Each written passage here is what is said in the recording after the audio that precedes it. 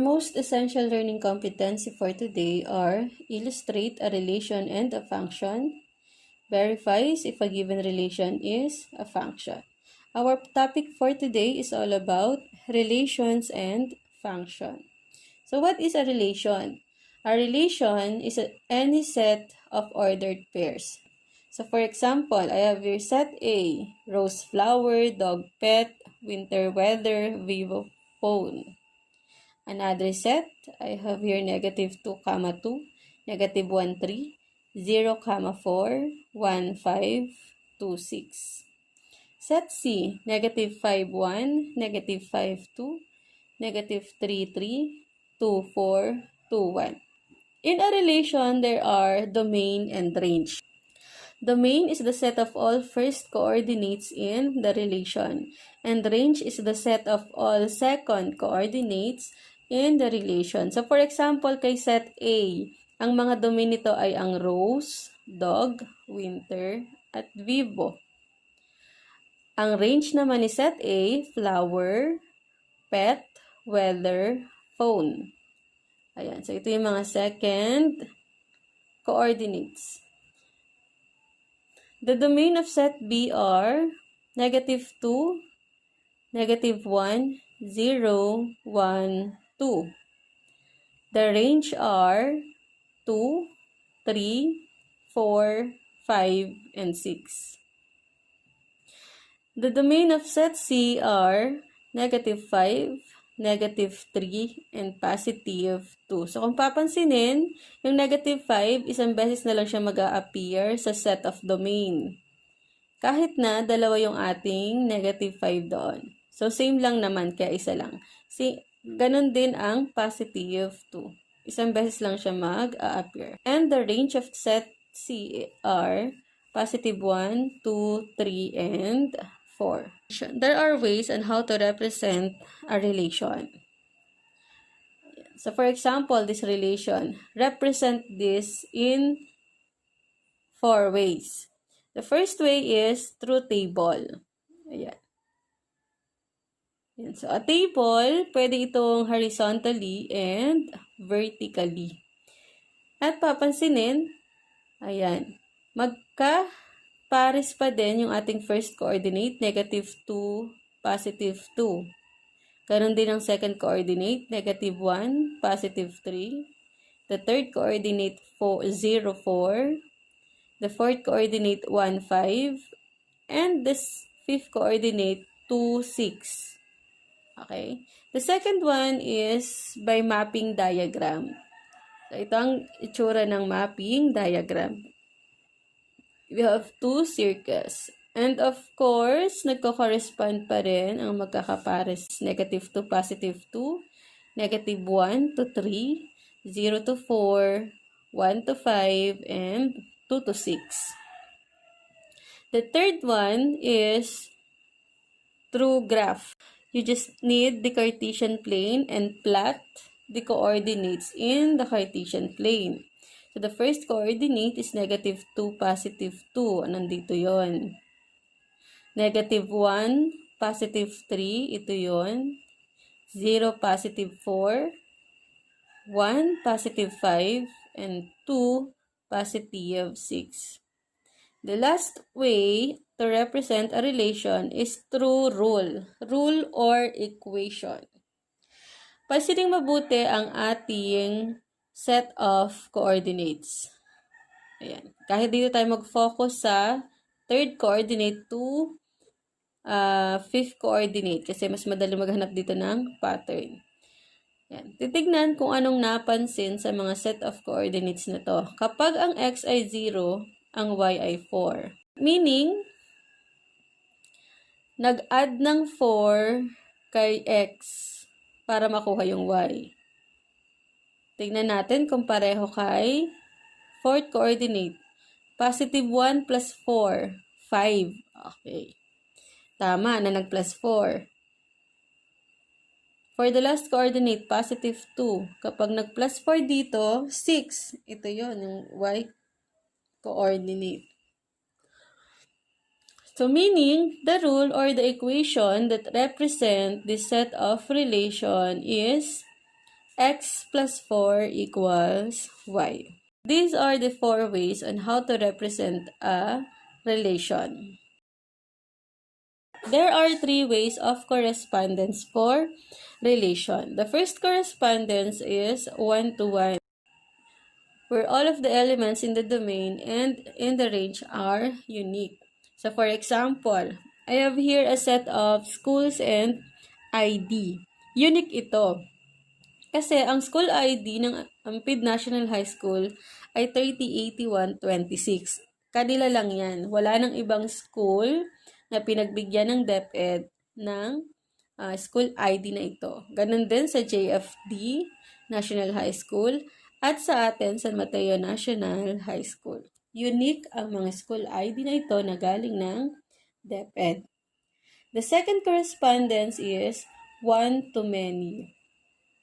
For example, si Ma'am De Leon, ang mga handled section niya ay Newton, Begonia, and Gladiola. So, Ma'am De Leon to Newton, Ma'am De Leon to Begonia, and Ma'am De Leon to Gladiola. The third one is many-to-one. For example, ang mga students na sina Martin, Gian, at Rayleigh, ang sections nila ay Astor. Martin to Astor, Gian to Astor, and Rayleigh to Astor. So these are the correspondence of relation. Let's try to answer the following. Determine the correspondence for number 1.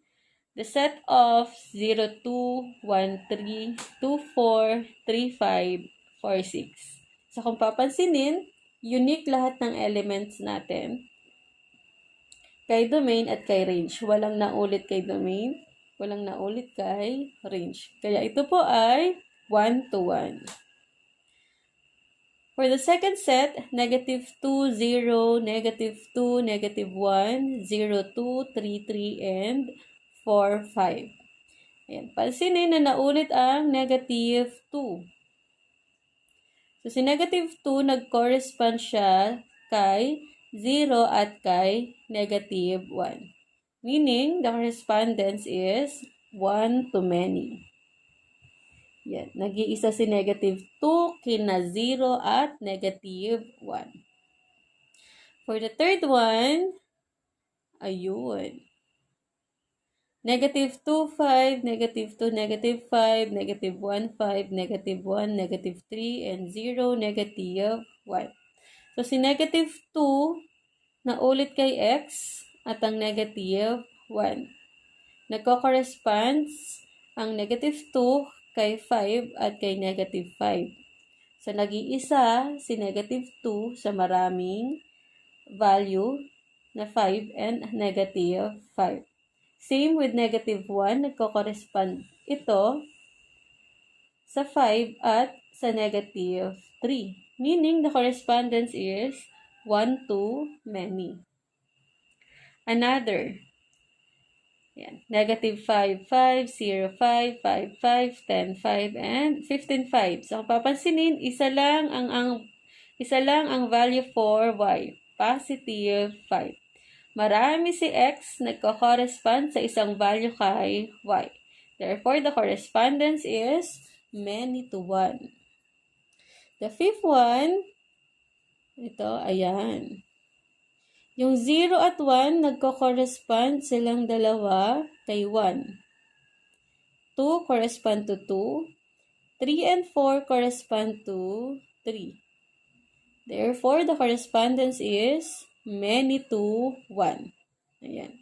Kasi si 0 at 1, marami sila. Nag-correspond lang sila sa isang value na positive 1. Same din dito kay 3 and 4. Marami sila. Nag-correspond sila sa isang value na positive 3. For the sixth example, negative 2 to negative 5, 0 to 0, 1 to negative 1, and positive 2 to positive 6. In this example, walang naulit na value kay x, ganun din kay y. Therefore, the correspondence is 1-to-1. And lastly, ayun. Tignan ang mga value ni x. Negative 4, negative 2, 0, positive 2, positive 4. Ayan. Tignan lang yung tapat na value kay x-axis. Walang naulit. How about y? Negative 4, negative 2, 0, positive 2, positive 4. Unique. Therefore, the correspondence is 1 to 1. So, this is how to determine the correspondence of a given relation. A function is a special type of relation. It is a relation in which every element in the domain is mapped to exactly one element in the range. In short, a relation is a function if every element in the domain is mapped to exactly one element in the range. Again, a function is a relation kung in simply walang mauulit na element kay domain. For example, determine the following if it represents a function or just a relation. Number 1, negative 2, 2, negative 1, 3, 0, 4, 1, 5, and 2, 6. Ang pinakatitignan mo lang dito ay ang values of x. Kung meron bang naulit. And in this set of coordinates, walang naulit kay x. Therefore, it represents a function. Number 2, ayun, nakita agad, negative 5 na ulit and positive 2. Meaning, it is just a relation. Hindi ito function. Number 3, ayan, 0, 1, 1, 1, 2, 2, 3, 3, and 4, 3. Walang naulit kay x. Therefore, it represents a function. Number 4, negative 2, negative 5, 0, 0, 1, negative 1, and 2, 6. It is a function. Walang naulit kay x.